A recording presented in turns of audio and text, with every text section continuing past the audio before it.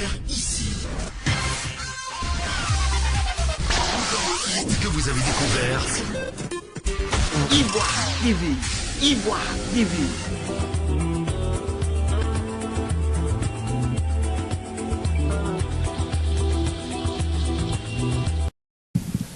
Chers téléspectateurs, soyez les bienvenus sur Ivoire TV, quel que soit l'endroit où vous êtes.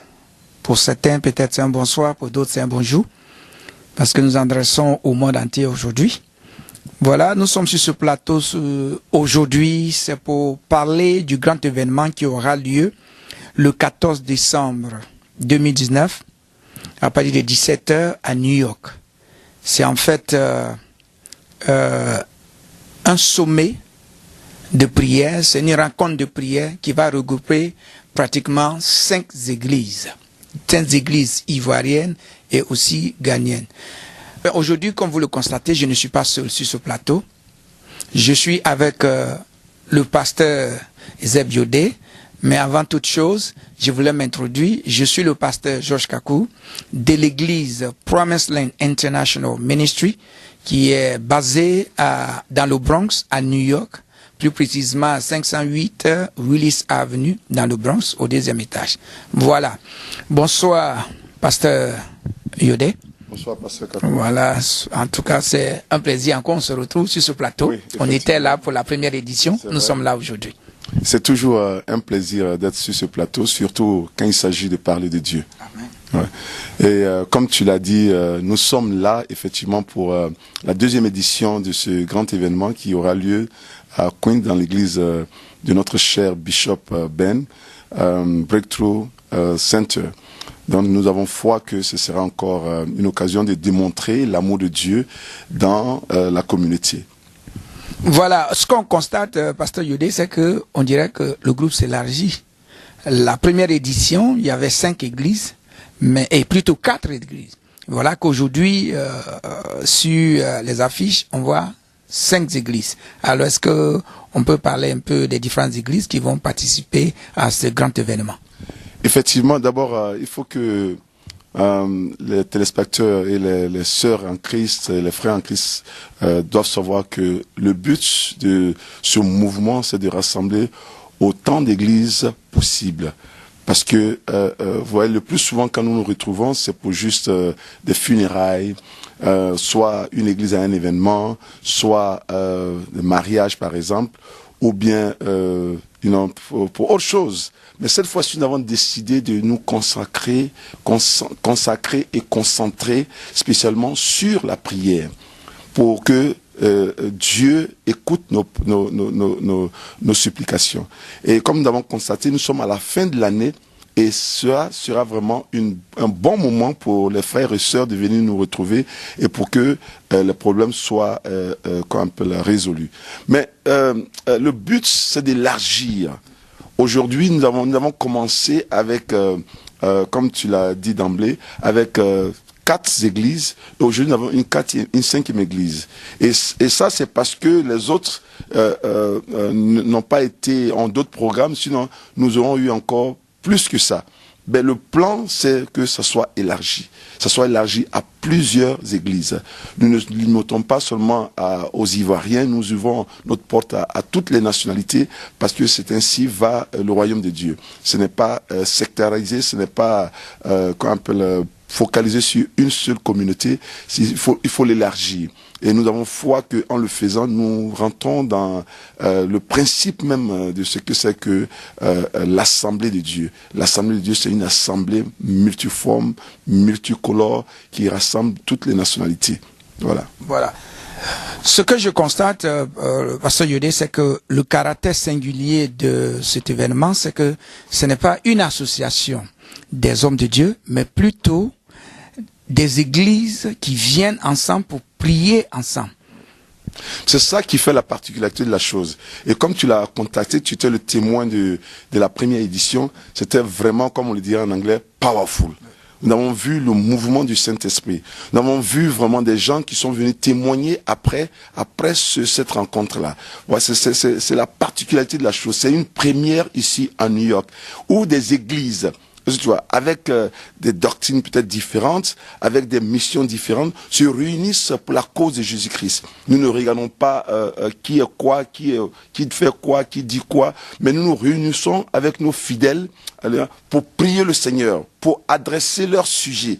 Tu vois, sujets de mariage, mari de nuit, les sujets des maladies, les sujets, et même nous étendons sur les nations qui sont assemblées à ce jour-là.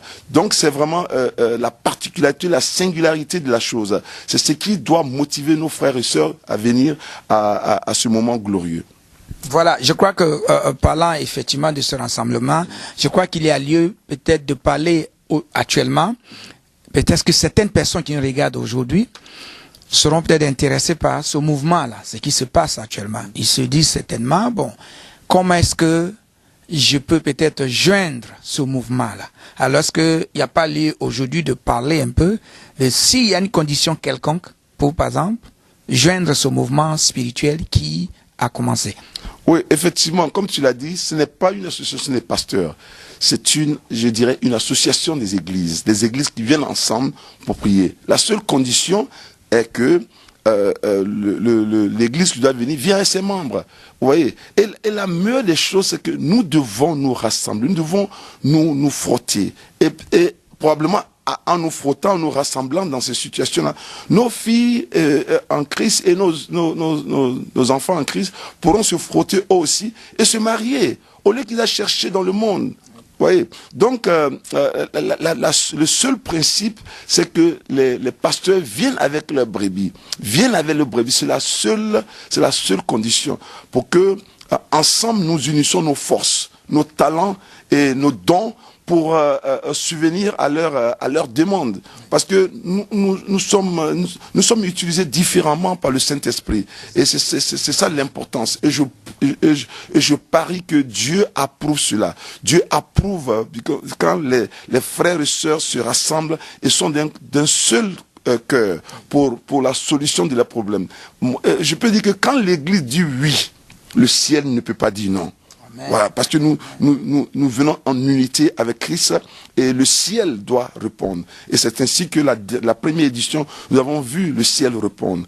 Et nous entendons toujours des témoignages et les gens qui ont participé sont excités à participer encore à cette deuxième édition et qui ne sera pas la dernière. Effectivement, la première édition a eu beaucoup d'engouement. Il y a eu beaucoup de réponses favorables. Des personnes, effectivement, ont témoigné, ont donné leur témoignage dans les églises différentes, dans leurs églises différentes et tout.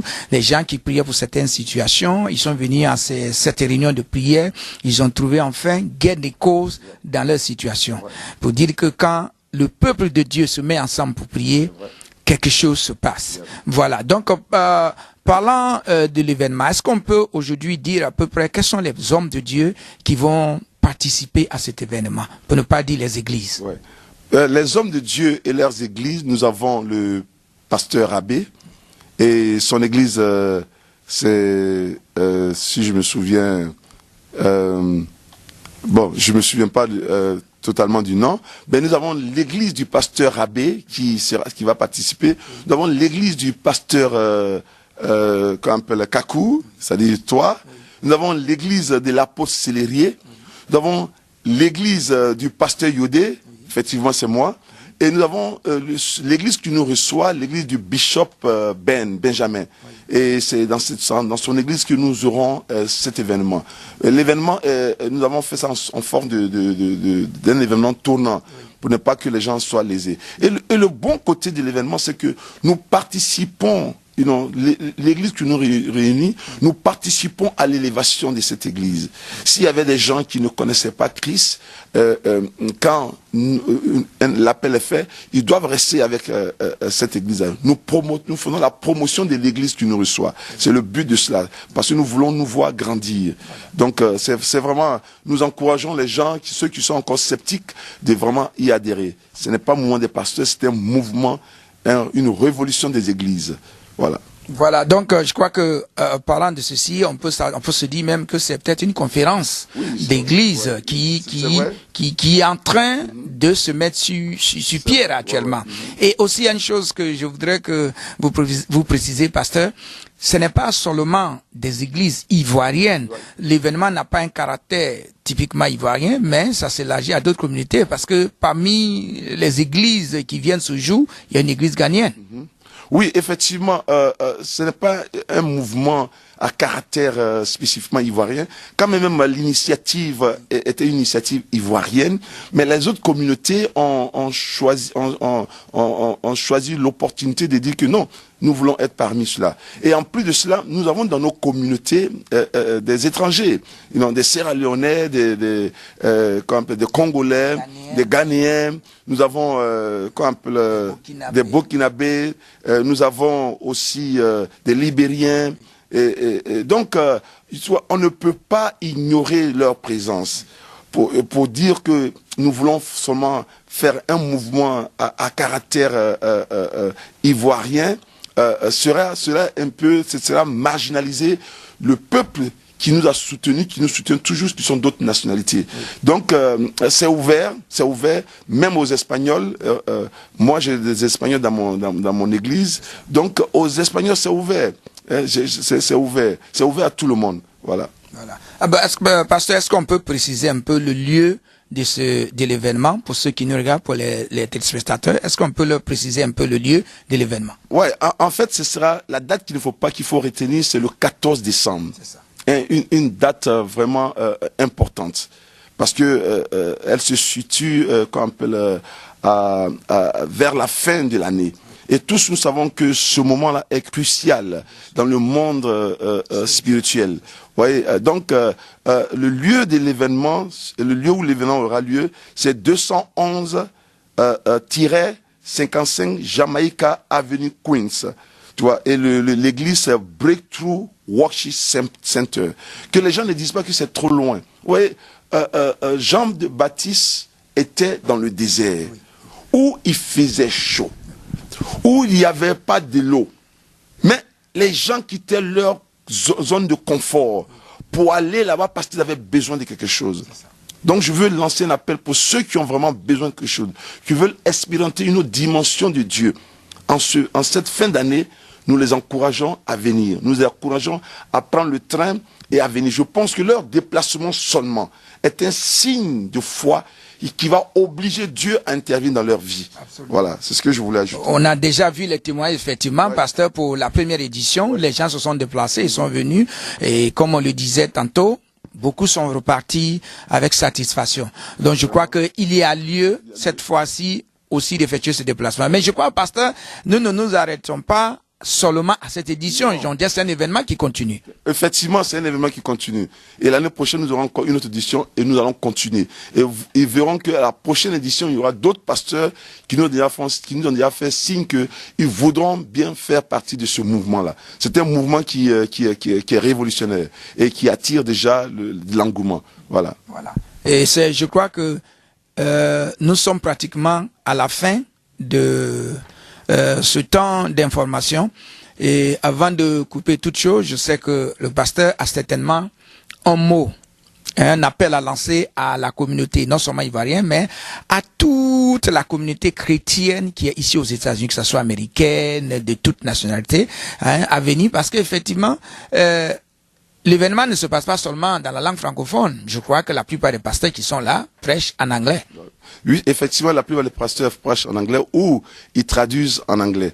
Et je tiens ici à remercier Ivoire TV parce que Ivoire TV participe pleinement à l'essor de ce mouvement. Et je voudrais que Dieu bénisse tous les techniciens d'Ivoire TV. Mais je lance aussi l'appel à tous, à nos frères ivoiriens, à nos frères ghanéens, à nos frères des autres nationalités, congolais, burkinabés, sierra-léonais, libériens, à venir massivement. Parce que ce sera vraiment un événement à ne pas manquer. Surtout que nous approchons la fin de l'année. Voilà. Voilà qui est bien dit. Voilà, le message est passé, l'invitation est passée. Je crois que tous les chrétiens sont invités ce jour à se rendre à cette adresse-là qu'on a donnée, si on pouvait rappeler, je crois que c'est 211-55 Jamaica Avenue dans le Queens. Et l'église, c'est l'église Breakthrough Worship Center. Voilà, Breakthrough Worship Center. Vous êtes tous invités le 14 décembre à 17h. En tout cas, Dieu qui lui est... La Bible dit que Dieu est attiré par l'unité. Oui. Donc, quand les enfants de Dieu s'unissent comme ça pour invoquer son nom, c'est sûr que Dieu se manifestera ce jour. Donc, on prend rendez-vous avec tout le monde ce jour-là. Viens recevoir ta bénédiction. Voilà. Amen.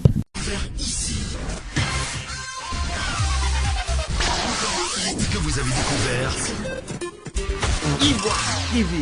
Ivoire TV.